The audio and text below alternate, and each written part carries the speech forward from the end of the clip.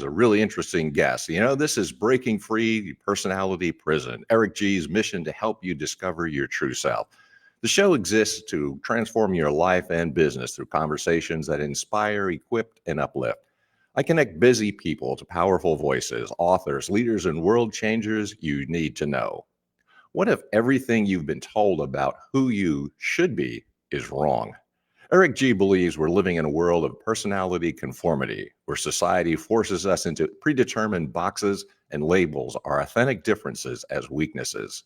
In his book, The Power of Personality, Eric reveals how understanding the 16 distinct personality types isn't just about personal growth, it's about human survival. Using animal archetypes and decades of coaching experience, he shows us how to break free from the shoe mentality and embrace the diversity that makes humanity strong.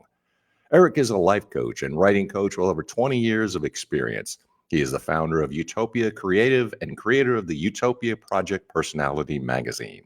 His work has been featured on Apple TV's Mythic Quest, and he brings both intellectual rigor and infectious humor to understanding human personality. You'll discover why traditional personality tests get it wrong, and how to become your personality detective, and why embracing our differences is the key to authentic relationships and societal healing. Connect with Eric at projectutopia.com and prepare to break free from whatever shoe society has tried to make you wear. With that, I want to welcome Eric to the program. How are you doing today, Eric? How's it going? I'm doing great, Mick. How about yourself? Fantastic. Thanks for asking. I'm really excited to talk to you because it sounds like such an interesting thing. How did you come across the personality and all of that stuff in the first place? As a kid, I always felt a little weird and not like I think I fit in on the outside, but on the inside, I was always like, oh, like the kids like to go to school dances and they like all these things, or at least you're told that you should like those things. And I didn't particularly feel that same way. And so I kind of fell into it. I was like, oh, like I read this book that, is by David Kersey called Please Understand Me Too. It seemed like I wanted to understand myself. Sure. And it kind of went through different personality types that he had constructed. And from there, I started researching it more and more at a personal level. I ended up starting up my education company where we really used it with maybe 1,000 students a year. But I really got to see it in action as a kid because I noticed, now my father knew nothing about personality types, nothing about different personalities. And yet I could see that he treated my siblings and I differently. So that was an interesting thing where you normally see parents saying, oh, we're treating you all the same. We're treating you fairly. Yeah. And I was like, no, my dad gives my sister way more freedom than he gives me. For me, he would always put a little chip on my shoulder by making me feel wronged in some form or fashion. And then my little brother, he called Mr. Wonderful. So I think those are three very different things, but I realized that it worked well for all three of us. So fascinating, because I'll tell you, this is why I got a personal interest in. I read a book many years ago when I was young too, The Authoritarian Personality. And I said, that's really interesting because I wanted to know, like, it was something about myself. Am I an authoritarian? Am I attracted to that? So that's why I found what you're saying so fascinating. Yeah, the first question on that quiz is, do you have a poster of Lenin on your wall? And then I've taken that quiz too. And if you do, then you might be red. I don't know. That's sure. But when you did this, and then maybe it ties into your work as well too, because you're very active in all these things having to do with Utopia. And what is that all about? And how does that tie in with the book? Oh, well, I'd run a life coaching. It actually started as a writing coaching. I was a writing coach before because my academic background is in screenwriting, strangely enough. And as I was teaching it more and more, I was like, wow, like being a writing coach is really more about being a life coach, because at the end of the day, really no one cares about grammar. I mean, they do, but that's what editors for. Structure is important, but when it all comes down to it, people are purchasing and buying your voice and listening to your voice. And it's really hard to know your voice if you don't really know yourself, right? And it kind of comes into play. I think when we learn how to write, people tell you this is the way you should write. This is the way how you should communicate. And it's like, well, we all have our own way of communicating. And really, I always tell my students, the only two rules are being interesting and being honest. If you're those things, then your writing is going to take off. And that's where I bring the personality side into it. I try to help them find what's important to them. And in a sense, they find their personality type that way. And then they can find the best way that personality type expresses itself. And that's really key because I think that is one of the difficult things for most people to understand. Again, I have academic background. I'm a recovering academic. And I would say to my students something like, you were really bored when you were writing this. Like, how did you know that? Like, well, the tone is bored, right? So your personality is coming across and your voice is coming across whether you recognize it or not. Yeah, I think when I always tell some of my students are generally like junior high to then till I don't say forever, but I do have older students, older clients. And I always tell them, you know what your teachers are doing? What do you think your teachers are doing when you're reading your papers? And they're like correcting them. I'm like, yeah, they're watching Netflix. They got Netflix on and they're watching it while they're kind of reading your papers because they got like 30 of these things. And I'm like, if you can get them to pause their Netflix because your thing is so interesting Mhm. and your voice is so compelling that they want to read it and fully digest it, that's when you know you got them. Yeah, it's an excellent point because, yeah, you're right. When I was grading papers, which I hated, by the way, it's like I was doing something else. So when my daughter was writing, I would always say, whatever is the most dramatic and the most unusual, the strangest thing you can write about, even if you don't agree with it, that will force you to write in a better and more forceful manner. And that's why I always said, try that kind of approach.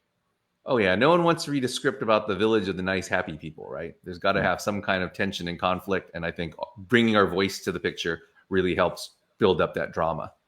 And since you're a writing coach, people are very interested. Like, how do you write yourself? Do you have a writing process? Do you have writer's block? When do you write? I mean, people are very interested in how writers actually write themselves.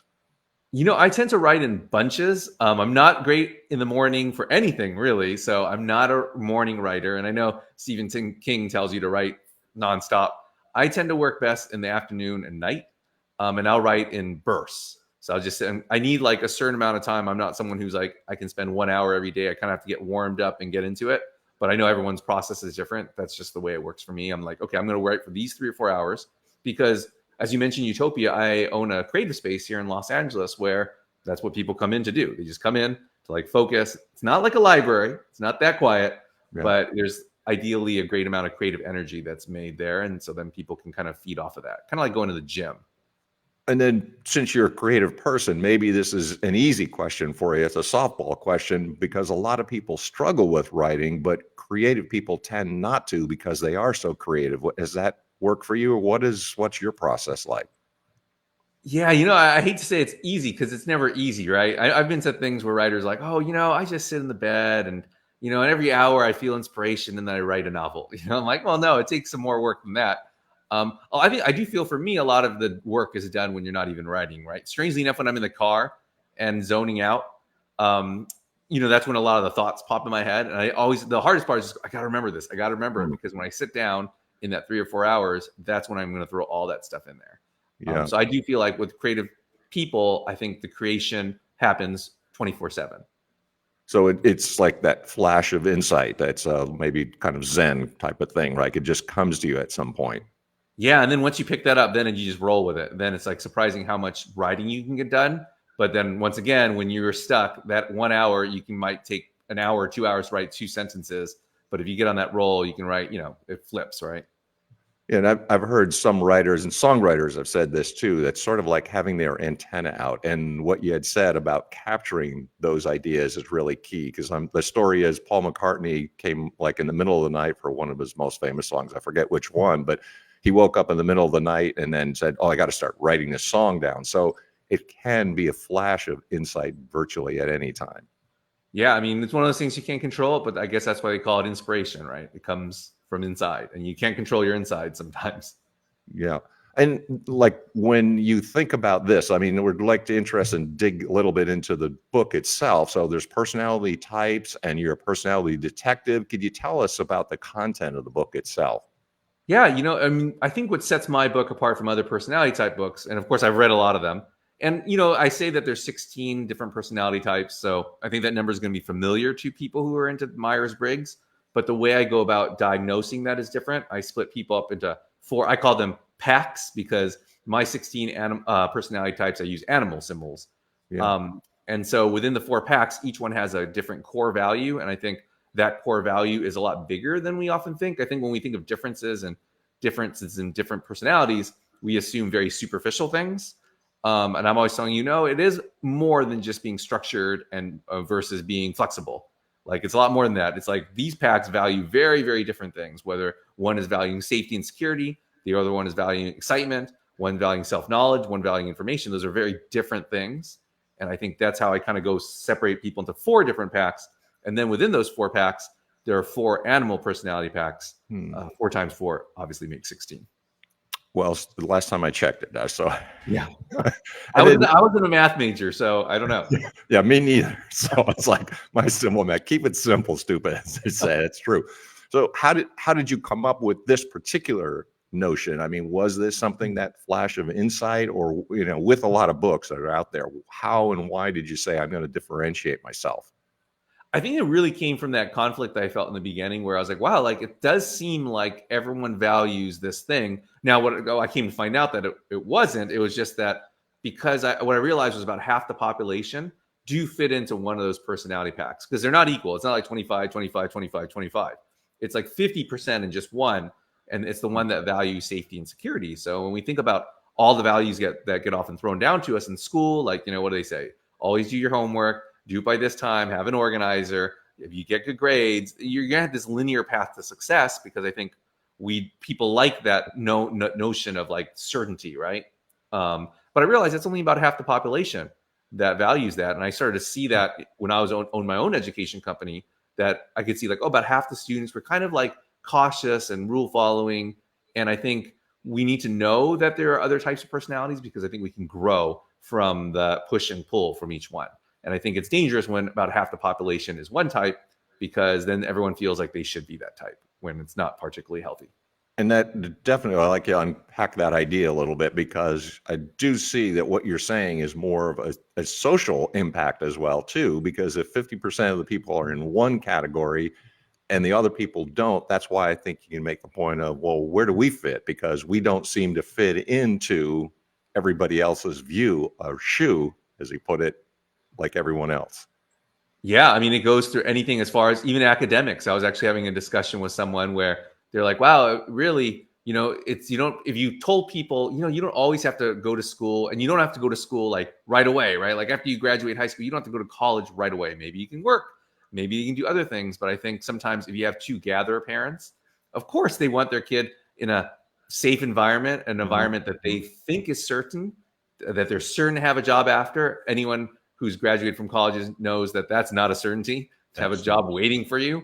And I do think like it's healthy to get the push and pull from other people when their value system is different. Like, so the other pack that values excitement, they make about 1/3 of the population. So you get one group that makes up about half, one group that makes about 1/3. And I think that's the juxtaposition that we're used to, which is the kind of responsible, but maybe rigid person with the flexible, but maybe irresponsible person coming up against each other. But even then, like that's only about 80 to 85% of the population. And then there's that 15% that's different too. And then what do we do with those? Are those the people that are the firebrands? They're the rebels, or they're the creative? Who are the rest of the population then? Yeah, so there's the other 2 that value self-knowledge and one values information. The one that values information, I used to say a different word. I used to say, oh, they prioritize knowledge. And then everyone's like, oh, I'm that one. I want knowledge. I'm like, yeah, but do you prioritize it over your safety and security? And now the question I always give people, and I put it in the book as well, because the book is all about, okay, this, when it comes down to it, this is really the decision and prioritization method that you have to use. I always ask, well, would you take an experimental drug, not necessarily knowing the symptoms that it might cause, and take it yourself to see if it works?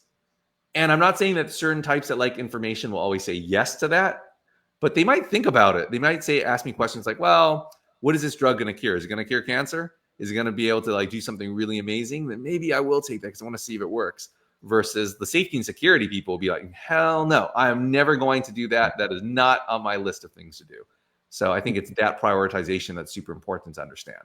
And since you have a background in education, I think a question that a lot of people are wondering about is the educational system really serving individuals and society properly, in that a lot of people have said there is this kind of shoe mentality, like, okay, get passive and just look security. And it's almost as if we're back 100 years ago everyone is expected to work in a factory and do what they're told. So is education better or worse as a result? I mean, I definitely think it's a lot worse from my experience. Here's the interesting thing. My experience, most education professors in higher ed and academia tend to understand that, and they tend to be what I call shamans, which focus on self-knowledge. So of course, like theoretically, they're really focused on like, let's treat every kid differently, help them grow and create their own individual path. And that's what they're teaching the teachers of the future. And yet once you actually get into the nuts and bolts, the school principals and a lot of administrators more like, no, this is, we follow this thing because this is what's been told to us by the state. And it's not like that they totally agree with it or they don't totally disagree with it. They're just more like, well, they don't want chaos, so we're going to follow what we've been told. And thus you as a teacher should follow what we've been telling you. And so then I think that pervades into the students. And I saw it, obviously we worked with 1,000 students a year. And even for those that do prioritize safety and security, I do think there's even though that's your core value, there is a certain like value to spreading your wings. Now you don't have to like, I always call them, they live in a bubble. And that sounds like a pejorative, but it's not. Bubbles are really safe and secure. Yeah. But you want to spread that bubble slowly, right? Because the moment you agitate it too much, it's going to pop. And you don't want it to pop. But that is kind of like the growth cycle for people with that personality type, like that value, safety, and security. Treat it like a bubble, spread their bubble out, because then you're going to find that they're going to have a huge bubble and it's going to have a lot of things in there and it's going to be very safe. Yeah, the first thing, Maslow's hierarchy of needs, of course, safety is first, but you also in education, you realize that when you're working with younger people in particular, and can work for adults too, if you slowly expand and allow that person to grow in a responsible manner, then it's much better for them because they realize what their capabilities actually are. Oh yeah. And then of course you have the other personality types who are not even waiting. They're just like, yeah, let's just do it. Come on, let's, everyone knows that third of the population that likes excitement because they're in the kindergarten class and they're like running around and like grabbing things and throwing things up in the air. I'm like, oh, okay. Like that's how they learn, and then I had a student that I work with and she was I think she was 11 when she told me this, where she's like, I don't want to grow up. And I was like, you know what? I totally understand what you mean by that. I empathize with it. And I just told her, you know what? You will grow up, but you don't have to grow up in the way that you think you do. Because she's one of those minority types that makes up about maybe 8% of the population. And, she's just seeing, and I'm sure she's hearing a lot of the adults in her life tell her things like, oh, eventually you're going to have to be realistic. You can't use your imagination. You can't be thinking about these things. You got to like focus on getting a job, or going to school to get good grades, to get a job. And I told her, you can grow in your own way. You don't have to grow up like that. Do you find that there are differences that, like, just to address the gender question, difference between boys and girls, and even the way that boys and girls are treated in education? For sure, the treatment. I think the easiest thing, I was reading a book and I think everyone knows, like when a boy's little and they cut their knee or scrape their knee and they start crying, oftentimes people say, hey, like, don't worry, like, walk it off. You toughen up, right? And then if a girl does that, I think oftentimes people's reaction were like, oh, are you okay? Put a Band-Aid on it and do that kind of thing. Mm-hmm. What I found is that socially speaking, it works. So we're socially programmed to be a certain way, but I don't necessarily know if that always fits personality type. Now, I call them gatherers. That's the pack that like safety and security. They are more likely to follow the social norms, the cultural norms, because that's what they've been told. And they say that's how I should act. So if you're a gatherer, more than likely you will kind of maybe fit into gender norms a lot faster and a lot more common than other types might. But there's a whole other half of the population where gender really doesn't matter. And when you said about in your own upbringing that there were differences within the family, is this impacted by families of origin and also birth order and things of that nature? What impact does that have on personality? That's a great question. And that's kind of how I found out, like, wow, some of the birth order stuff and this culture stuff doesn't really fit. And I'll address the cultural part first, because, you go, like, I watch a lot of cooking shows, right? And in every cooking show, they're going to different countries, and each country is like, oh, we come from a culture that likes to eat. But, you hear it every show. So I'm like, oh, is it just this culture, or is it this person that is like sharing and cooking for people, right? And I think we get that. Like, they say, oh, like for example, if you take a beaver type, and the beavers are not into hugging and any like big expression of emotion, and you put them in, like, let's say Latin America, where there is a lot of physical contact in the culture, right? Like families. I have a friend who's a shark, and he's half Cuban, and he's like, God, I wish my family stopped hugging me so much, right? And on the flip side, if you take someone who's vivacious and loves to express themselves and loves to hug and big old bear hugs, take that personality type, and they grow up in traditional, like an East Asian household, they're going to feel weird too, right? So I feel like culture impacts the way we're treated and the way that our personality is really what holds true. And so I think I found that contrast quite a bit as I've gone on in my life. And then as far as the birth order, how does that fit in as well? Yeah, I think we all, what I mentioned in the book is, when half the population fits into that gatherer category of liking safety and security and certainty, then if you get your sibling, your oldest sibling, as one of those types, they will definitely parentify. They will be in charge. They will feel like they're the responsible one. But, that only works half the time. But I can see why people are like, oh, yeah, this works all the time, because they see it more than half the time with this personality. But as someone who had an older sibling who's not that personality, I could definitely see, oh, like my sister was all about, no, screw you guys. I'm just going to do my own thing, and you guys can do what you want to do. And she just wanted her freedom and wanted to like go places. Whereas our youngest sibling, he has that personality type. So it's funny, like, so it defies birth order, because he's the one who's texting us and saying, hey, what should we get mom for her birthday? And then my sister and I don't respond. And then he's like, oh, okay, I'm going to get her this. What do you guys think? We don't respond. And then he's like, okay, I got her this. And then we respond. We're like, okay, we'll Venmo you. And I think people can find that out just by experience, that their siblings don't always fit the birth order type. And when you said about the animals too, I was curious what animals you use, because you made some references there on what kinds of animals. So what animals, because you use animal archetypes for personalities? Well, so for the gatherers, the ones that feel they seek out safety and security, we have the stags, the beavers, the elephants, and the bears. And each one has its archetypal symbolism. I don't want to go into each one specifically, but you can see how a beaver builds dams for the community because they like safety and security. Gatherers are great too. It seems like I might be picking on them quite a bit here, but we need them to maintain the laws. We need them to maintain order, to create structure, and they are very communal. So as you can tell, those are all very communal animals in their own way, versus the hunters, and that's the group that values excitement. And from the hunters, we have foxes, sharks, peacocks, and butterflies. And I think the fox is probably the best symbol for that, because I think we all know what a fox is like. I think when you said, wow, you're like a fox, I think people are like, oh, okay. Most people take that as a compliment, because they're like, oh, you're saying I'm cool and I'm like sly. And then for the shamans, we have the, I'm sorry, remember my own types. We have the humpback whales, the dolphins, the pandas, and the baboons. A little bit harder to figure out how those match into the self-knowledge people, but you'd have to read the book to figure that out, because once it gets to the abstract part, it gets a little wonky. And then we have the smiths value information, and we have the owls, we have the chimpanzees, we have the killer whales, and we have the spiders. So I know I've zoomed through those animals really quickly, but hopefully people can kind of get a gist of that.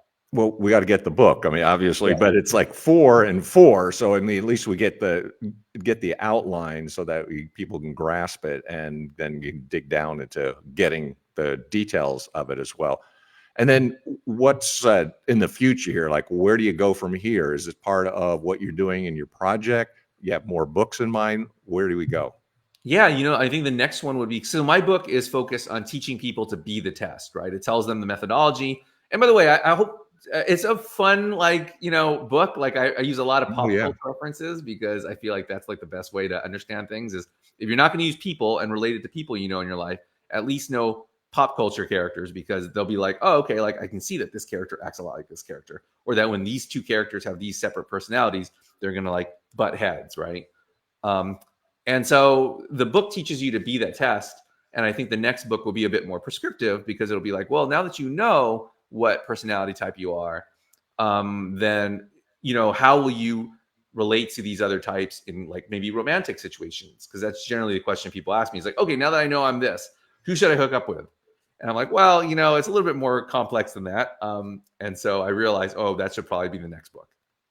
And then in your process of writing too, another aspect of writing obviously is, since you're a writing coach yourself, I mean, do you use a writing coach? Do you get feedback from other people about your own work to bring a perspective to you?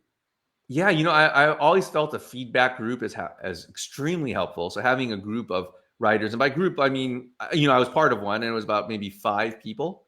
One of which actually wrote on the show Mythic Quest, which is how why she put some of my ideas in her episode, which was very nice of her.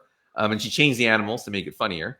But I do think it's really helpful to have a group of people that you trust, not just personally, because Mhm. obviously the personal thing is important because you need to be able to say personal things about their artwork, right? That where sometimes you can't be afraid to Mhm. like critique someone, but also like on the craft side, they should be very skilled in like bringing up the things that you don't particularly see. So I would definitely recommend for everyone to be part of a feedback group if they want to produce stuff, and it also gets you to produce it faster because if you're bringing something, if, let's say your feedback group meets once a week, you're feeling pressure to like kind of perform and produce at least something that you can submit once a week. Yeah, there's accountability factor, right? Right. Because you're always seeking safety, then you got to be putting yourself out there a little bit, in which a lot of people do. So Mhm. I'm curious, as we kind of wind things down, I mean, the publishing process too, there's so many options today. So with traditional, hybrid, self-publishing, what's that process like for you? How did you find a publisher? What were your thoughts along publishing? And I think every single person has their own preference. I had a friend who was in the middle of the agent query process. She's actually another member of my feedback group, actually. And she's about maybe, let's say, 9 months ahead of me. So to be honest, I kind of just followed what she did, what she told me. She told me, oh, like, you could either go the self-publishing route, which her first book, she self-published. And then her second book, she was going to go through the traditional publishing route. And I just asked her, and she just said, obviously, the pros and cons. And I think the pros and cons are pretty obvious. If you do the self publishing route, you do have to do a lot of the stuff yourself, hence self, which is the promotion, like getting the design, book cover design. The benefit, of course, is that you take a bigger cut and you have a lot more control over what you're producing. The traditional publishing route, they kind of take care of everything for you. But I will say that it is a pain to get the agent, and that's kind of what I did, but I just kind of followed exactly what she did, which is basically there are websites out there where you can find agents, a list of agents, figure out the ones that are best for you that you think fit what you're saying or producing in your voice, and then make a list of 100 of them. Compile 100 agents that you think fit you, and I know that's already a hard process. And then just start querying them 30 at a time. Just follow the query process. That's what I did. And don't be afraid if they don't even, they're not even going to communicate with you. They're just going to say, no, they won't, you're not going to get an email back, but just keep plugging away. And eventually you will get someone to reply. Well, fascinating discussion. I appreciate your time. So I hope now you can tell us, like, where do we get the book? How do people get a hold of you? Contact information? Like, what would you think as a follow-up you should do? Well, the first thing you really can do is you go on my website, and if you want to, you can take the test. And now I Mm. will put the disclaimer that the test is a cookie cutter online test, but you could go, and it's a different website. It's utopiaproject.com, YOU, as in YouTube, utopiaproject.com, and you can take the test on that site. Nice. And if you're really interested and you want to learn more, because it's going to give you a brief description, buy the book, of course. I'm always going to recommend buy the book. You can find that on Amazon, and then also you can just go to your local bookstore and order it from there as well. Right. A fascinating discussion. You got a really interesting topic and a fascinating book. So I really appreciate your time and your insights too, because they're really helpful for people. I appreciate your time. Thank you so much. Oh, thank you much for having me, Mick. You bet. Well, I don't know if you learned anything, but I'll tell you, I certainly did. Now I'm very curious. Am I a shark? Am I a beaver? What am I? So, in any case, what I'd like to do is to also make sure that you get in touch with me, reach out. If you want to know more, I can help me create a valued book in 90 days. So, I help business leaders, CEOs, and entrepreneurs break through their obscurity through written presentation. You can build credibility and authority. And of course, I also want to thank the promoters of the program and all their support in the publishing of both Burning America and also On Track, Ian Hunter. Reach out to me. You can catch me on LinkedIn. Thank you very much for joining us. I know you have other choices and I appreciate your time. And of course, Eric takes some time out to come and speak with us today. Until next time, this is the Doctor of Digital signing off. Deus Volt.